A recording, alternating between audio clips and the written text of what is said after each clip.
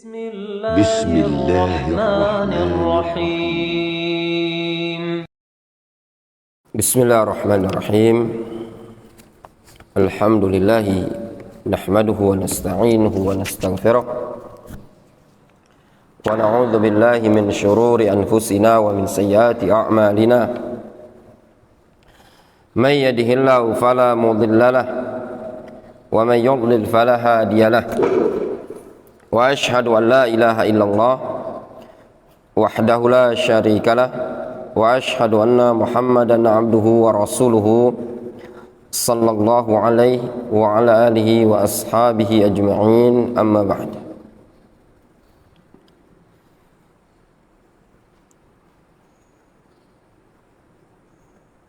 قال الشيخ محمد بن عبد الوهاب رحمه الله تعالى: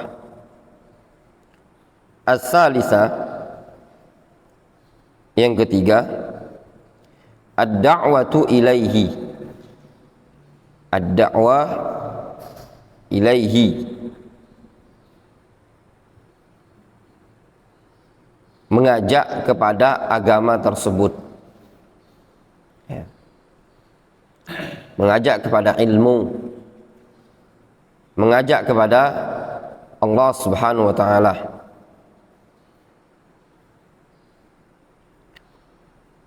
فَإِذَا حَصَلَ لَهُ بِتَوْفِيقِ اللَّهِ الْعِلْمُ بِدِينِ الْإِسْلَامِ وَالْعَمَلُ بِهِ فَيَجِبُ عَلَيْهِ السَّعْيُ فِي الدَّعْوَةِ إِلَيْهِ. Apabila sudah dia raih hal tersebut dengan taufik dari Allah Subhanahu wa ta'ala, dia telah mendapatkan ilmu terhadap agama Allah Subhanahu wa ta'ala, wal amalu bihi, dan dia juga diberikan taufik oleh Allah Subhanahu wa ta'ala untuk mengamalkan ilmu tadi, fayajibu alaihi as-sa'yu, maka wajib bagi dia berupaya melangkahkan kaki fid da'wa ilaihi, di dalam berdakwah kepada ilmu tadi. Kama hiya tariqatur rusuli wa asba'ihim, sebagaimana yang namanya dakwah itu adalah tariqah, metodenya para nabi, para rasul. Wa a'la maratibil ilmi ad-da'wa ilal haqqi wasabilur rasyad, dan tingkatan-tingkatan ilmu yang paling tertinggi adalah ad-da'wa ilal haq, berdakwah kepada al-haq, kepada kebenaran, wasabilur rasyad atau wasabilir rasyad, dan dakwah kepada jalan yang lurus. Lihat di sini kata Syekh Abdurrahman Ibn Qasim, beliau menyebutkan a'la maratib al-ilm, tingkatan ilmu yang paling tinggi, ad-da'wa ilal haq, mengajak kepada kebenaran, wa da'wa ila sabilir rasyad,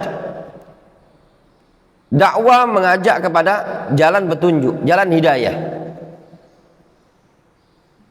Ini poin yang kadang terluputkan pada sebagian thalabatul ilm.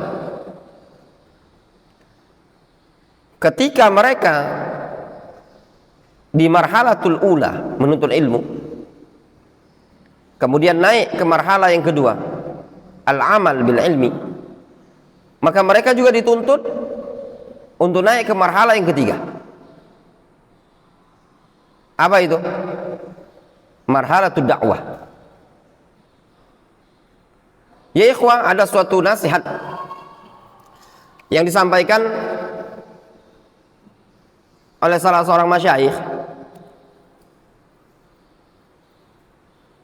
Dr. Ali siapa gitu, orang Yaman, Beliau mengatakan, tidak diragukan lagi perkara yang disepakati oleh tulabul ilm di masa tersebut. Dammaj, kata beliau, adalah afdal makan, afdalul biqa fil Yaman pada masa tersebut. Tapi ketika dibutuhkan hajah, sehingga mereka sebagian tulabul ilm ada yang berdakwah fil mudun, fil qura, fil aryaf, di kota, di kampung, bahkan ada yang di pedalaman-pedalaman, ya, bahkan di atas-atas bukit, sehingga al khair tersebar di negeri Yaman. Sampai ada suatu pulau namanya Socotra, pulau terindah. Di situ pun ada dakwah Ahlussunnati wal Jamaah. Kemudian beliau menyebutkan para sahabat di Madinah. Tidak diragukan lagi. Mereka ngerti dan mereka tahu al-maut bil Madinah itu afdol. Meninggal di kota Madinah itu jauh lebih afdol dibandingkan tempat yang lain. Tetapi setelah wafatnya Nabi SAW, mereka menyebar. Ada yang di sana, ada yang di sana, di berbagai macam penjuru dunia. Ada yang di Syam, ada yang di Mesir. Di berbagai macam tempat mereka para sahabat menyebar dalam rangka menebar Islam ini tadi. Ini menunjukkan apa? Kemanfaatan yang diberikan kepada umat dari sisi pengajaran itu jauh lebih afdol dibandingkan ibadah yang lazim, yang cuma dia kerjakan sendiri.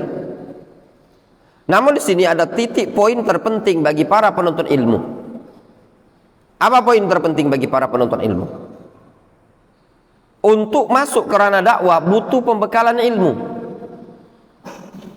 dan butuh waktu. La tastajil. Jangan tergesa-gesa. Sebagian orang itu belajar cuma setahun ikut tahfidzul Quran atau setahun ikut takhasus i'dad, istilahnya 2 tahun lah. Ini istijal. Ingin punya sekolah, ingin punya pondok pesantren, ya, la dakwah lah pula. Kadang ya belajar setahun sudah banggalah jadi musyrif pondok pesantren. Nah, hada istijal. Kenapa dikatakan istijal? Sebab kondisi orang yang ilmunya kurang tidak akan mungkin bisa mampu memberikan kemanfaatan yang besar kepada umat dari sisi dakwah. Dakwah itu butuh kepada ilmu yang besar. Sebagian masyayikh kita pernah bertanya kepada sebagian duat yang dulu pernah belajar di Dammaj, siapa yang antum tuakan di Indonesia? Katanya fulan. Kata syekh, Indonesia baldatun kabir. Indonesia itu negeri yang besar, luas. Butuh orang-orang yang rasikh, butuh orang-orang yang mapan dari sisi keilmuan. Tidak cukup 1 atau 2 orang ya ikhwan. Sehingga anak sangat mencela, ya, kalau melihat sebagian orang yang cuma belajar sebentar sudah masuk ke ranah dakwah dan meninggalkan thalabul ilmi syar'i. Bukan berarti tidak boleh berdakwah, tapi tatkala lebih memprioritaskan urusan dakwah dibandingkan thalabul ilmi syar'i, ini awwalu halkatin, awal kebinasaan bagi orang tersebut. Yang binasa bukan dia sendiri, tapi yang binasa adalah umat. Kita Indonesia ini hidup di zaman yang penuh dengan fitnah, penuh dengan permasalahan-permasalahan yang kadang di luar kepala kita, sehingga butuh duat, dai, ustadz yang betul-betul mumpuni. Ya. Makanya anak katakan tidak cukup kalau belajar cuma setahun, 2 tahun, 3 tahun, butuh waktu bertahun-tahun. Itu pun bertahun-tahun, butuh waktu pembekalan ilmu yang mateng. Maka kami nasihatkan kepada antum tullabul ilm, adamu isti'jal, tidak tergesa-gesa meninggalkan marokiz. Ya, jangan tergesa-gesa setahun 2 tahun sudah anak pengen dakwah ustaz. Adamu sabar itu awal kali kebinasaan.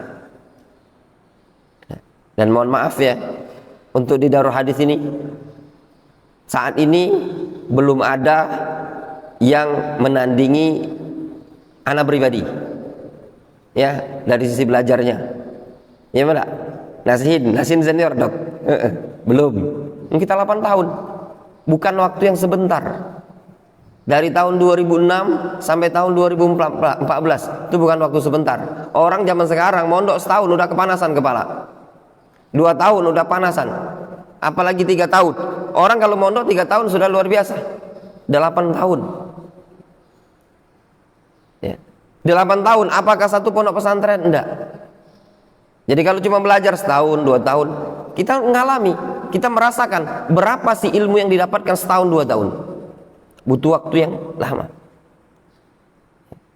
Makanya ana cuma menganjurkan antum yang belajar di sini, jadikan, khususnya yang bujang, jadikan di sini tuh anak tangga. Lanjutan kemana? Antum duduk di majelisnya para masyayikh. Ya. Ini ndak, sebagian orang sudah dapat, apalagi kalau zaman sekarang ini udah nyicip duit. Ya, kalau bahasa dokter Vicky itu duit receh. Ya enggak? Serius antum. Ya, antum kalau karena sebagian orang, Ustaz dah jadi musyrif belah, gaji 700.000. Sama lah kalau istilah dokter tuh dokter umum ya, sama spesialis kan beda kan? Beda. Makanya para penuntut ilmu di zaman sekarang ini, ujian terbesar mereka itu adalah bersabar dalam waktu yang cukup lama. Susah. Mungkin ada kendala ya, terkendala ekonomi segala macam. Enggak juga sih. Kalau memang mau belajar, ya di sini belajar bisa. Banyak orang-orang yang terkendala ekonomi masih bisa belajar. Intinya kemauan. Kalau nggak ada kemauan, maka nggak akan bisa dia dapatkan. Kemudian kata Syekh rahimahullah ta'ala, wa nafyul syirki wal fasad. Tingkatan ilmu yang paling tinggi juga adalah menghilangkan kesyirikan dan kerusakan. Fa innahu ma min nabiyyin yub'atsu ila qaumihi illa wa yad'uhum ila ta'atillahi wa ifradihi bil ibadati. Dikarenakan tidak ada seorang nabi yang diutus kepada kaumnya, melainkan pasti nabi tersebut mengajak mereka untuk taat kepada Allah dan mengesahkan Allah Subhanahu wa taala dalam peribadatan. Wa yanhau 'anil syirki wa wasailihi wa dzara'ihi. Serta nabi tersebut melarang dari kesyirikan, dari perantaranya, wasilah-wasilahnya. Wa yabda'u bil aham fal aham ba'da dzalika min syara'il Islam. Dia mulai yang terpenting, kemudian yang paling penting lagi, ya, dari perkara-perkara agama Islam tersebut, dari syariat-syariat Islam. Antum sampaikan yang terpenting. Apa perkara terpenting? Itu tauhid. Ini poin terpenting dalam dakwah, itu tauhid. Tapi yang sangat disayangkan ikhwan, orang zaman sekarang, bahkan ikhwan-ikhwan yang sudah ngaji, menganggap tauhid itu tidak penting.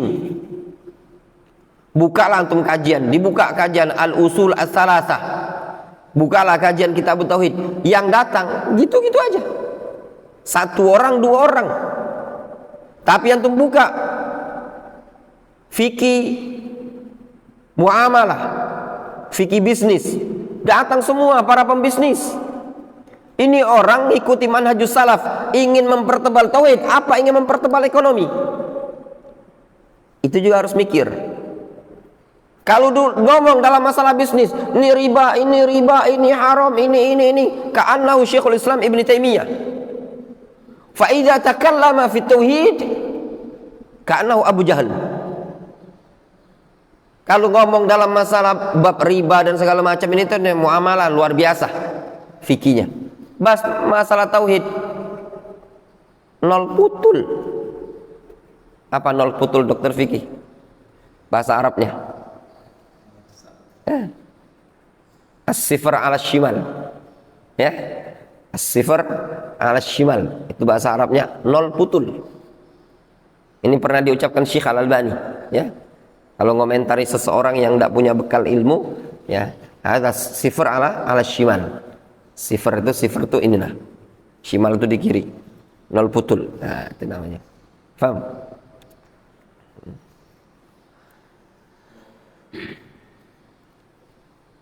Kemudian ar-rabi'ah, yang keempat kata beliau, as-sabru 'alal adza fihi. Berilmu, beramal, berdakwah, sabar. Ya. Terhadap gangguan pada ilmunya, pada amalnya, pada dakwanya. Butuh kesabaran semua. Dalam menuntut ilmu butuh kesabaran, sabar. Ya. Menuntut ilmu zaman sekarang beda dengan penuntut ilmu zaman dahulu. Di zaman sekarang terkadang kesabaran tuh sudah mulai mengikis. Kena sebat sedikit nangis, lapor mak, lapor ubak, lapor abak, ya. Ustadz ngebuk. Ya. Zaman dulu ngaji kampung, bukan pondok pesantren, ngaji kampung. Kalau sebat, ya. Sesuatu yang biasa dalam dunia pendidikan. Selain bukan untuk menyiksa, tapi untuk pendidikan. Terkadang memang ada salahnya untuk memotivasi. Ya. Akhirnya kadang tidak menuntut ilmu, tidak mau sabar. Ya. Dilarang ber-HP, pengennya mau HP-an. Lihat pondok pesantren tidak boleh, ber-HP sudah tidak betah lah itu. Dan berbagai macam alasan-alasan membuat seseorang tidak betah di pondok pesantren. Lihat tempatnya, lihat makannya, lihat gini, lihat aturan begini. Ya. Kemudian sabar dalam mengamalkannya. Ya. Kemudian sabar dalam mendakwakannya. Ya ikhwan, mengamalkan ilmu itu berat. Tidak usah antum jauh-jauh. Dalam sekian banyak ilmu, yang paling berat juga di antara yang sering kita amalkan apa?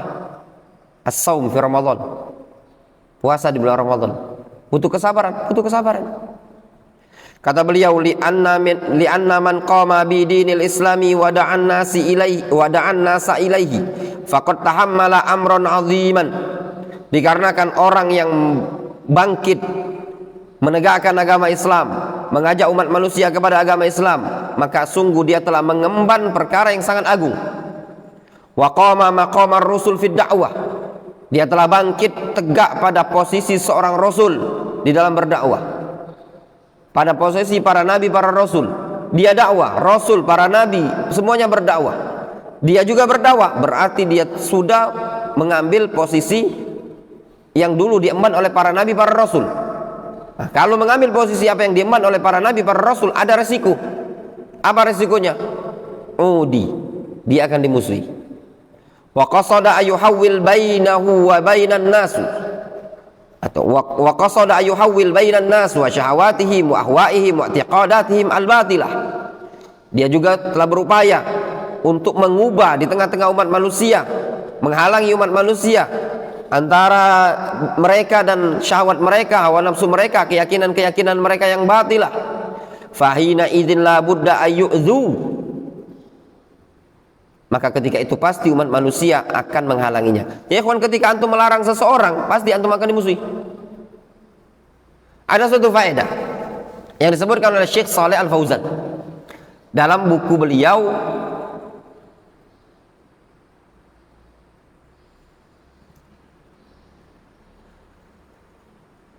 Aduh, itu dikumpulkan di silsilah Syarah Rasail itu. Kalau anda tidak salah baca di faedah Sittatu Mawadhi' minas Sirah. Baca syarahnya Syekh Fauzan itu, ya. Antum yang punya al-usul syarah silsilah Rasail itu punya Dil? Di atas, udah pernah khatam? Belum? Dr. Vicky udah pernah? Bagus itu dok, ya. Ana sudah satu bab lagi, satu risalah lagi khatam, yaitu risalah makna tagut, ya. Ana punya kajian, khatam itu. Bentar lagi khatam. Sudah masuk risalah makna tagut. Mulai dari apa? Qaidul Arba', Usul Sittah, Lawaqidul Islam dan lain-lainnya itu. Ya, tinggal makna tagut. Yang jami' li ibadatillahi wahda juga udah khatam, tinggal makna tagut. Selesai makna tagut, selesai buku, satu buku itu tadi. Jadi tahu anak isi buku itu tadi. Ketika beliau menyebutkan pada syarah Sittatu Mawadhi' minas Sirah, ya, beliau menyebutkan faedah kenapa dakwah Nabi kita Muhammad SAW dimusuhi. Nah, apa yang menyebabkan titik permasalahan dimusuhi?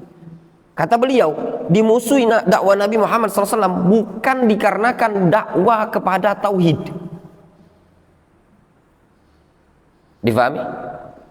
Tapi sebab dimusuhi dakwah Nabi SAW adalah an-nahyu an-syirki, larangan dari syirik. Kata beliau, lau qala nabiyuna Muhammad SAW u'budullah, u'budullah, u'budullah. Kalau seandainya Nabi Muhammad cuma mengatakan sembahlah Allah, sembahlah Allah, sembahlah Allah, tidak akan ada orang memusuhi. Ya benar? Tidak akan ada yang memusuhi. Tapi Rasul mengatakan u'budullah wala tusyriku bi syai'a. Tatkala ada unsur larangan dari syirik, itulah yang membuat kaum musyrikin marah. Demikian juga antum. Kalau cuma antum berdakwah, ayo ngikut manhajus salaf, manhajus salaf, manhajus salaf, tidak akan juga dimusuhi. Falamma tuhadzir minal bidah, tuhadzir minas syirik, antum akan dimusuhi. Ketika antum mengatakan ini bidah, yukhalif ad-dalil, antum akan dimusuhi.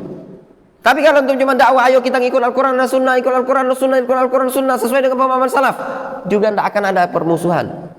Tatkala antum mengatakan ini tidak ada dalilnya, apalagi kalau antum mengatakan ini fulan menyimpang, punya pemikiran Khawarij, punya pemikiran Ikhwanul Muslimin, punya pemikiran Asy'ariyah, Maturidiyah, Jahmiyah, kata-kata, mereka akan bangkit. Iya benar? Ya Abu Zainul. Antum dakwah di dusun, cuma nyampaikan sembahlah Allah Subhanahu wa taala, ikuti Al-Qur'an dan Sunnah, aman. Ya enggak? Aman. Tapi ketika antum mengatakan ini menyelisih dalil, tidak pernah dilakukan oleh para sahabat. Tanpa antum menyebut nama. Apalagi kalau antum menyebut nama suatu tokoh masyarakat yang di situ tokoh tersebut pembawa pemikiran yang menyimpang. Dan ternyata tokoh dari umat tersebut, tokoh dari masyarakat tadi, tambah antum dimusuhi. Nah, itu yang disebutkan oleh Syekh Fauzan. Jadi kalau seandainya ada suatu dakwah yang tidak ada larangan dari kesyirikan, masih belum dikatakan sempurna. Makanya kata Syekh, nah, tatkala engkau berupaya untuk menghalangi umat manusia dari syahwat mereka, dari hawa nafsu mereka, dari keyakinan mereka yang batil, maka fahina idzin la budda ayyu'dzu, pasti dia akan dimusuhi. Fa'alaihi ayyasbira wa yahtasib, wajib bagi dia sabar dan mengharap kepada Allah Subhanahu wa taala pahala. Wa hadzal arba aujabul wajibat, empat perkara ini adalah kewajiban yang paling wajib. Ya. Butuh apa? Butuh sabar. Nah, kita tidak ngarep-ngarep punya musuh, tapi secara kaidah akan ada aja orang yang memusuhi dakwah Ahlussunnah ini tadi. Terus gimana? Ya mungkin antum tempuhlah dengan cara yang baik dalam berdakwah. Likulli maqamin maqal, posisikan pada tempatnya masing-masing. Ya, wallahu ta'ala bishawab. Kita lanjutkan pelajaran Bulughul Maram.